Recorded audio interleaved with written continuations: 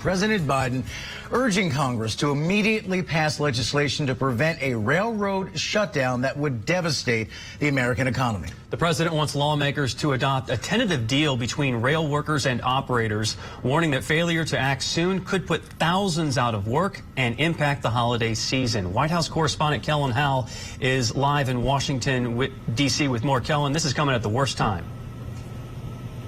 Yeah, that's right, Jay. You know, this could have some really impactful economic consequences just days before we're getting into the Christmas season. And that's why President Biden yesterday called on Congress to immediately take steps to impose this deal that was reached between the railroad workers and the railroad unions back in September. And some of our viewers may be thinking, this all sounds really familiar, and it's because we've kind of been here before. We were looking at a potential railroad strike back over the late summer, and then this tentative deal was reached, which ended up with a pay raise of 24% for those rail workers, increased health benefits, and the ability for them to take unscheduled, unpaid medical leave. But so far, 4 of those railroad unions have rejected the deal, and so that's why there is now a potential for a strike next week, because there is a deadline of December 9th for this deal to be ratified by all of the unions. And President Biden, in this statement to Congress yesterday,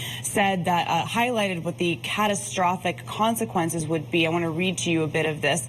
He said a rail shutdown would devastate our economy. Without freight rail, many U.S. industries would shut down. My economic advisors report that as many as 765,000 Americans, many union workers themselves, could be put out of work in the first 2 weeks alone.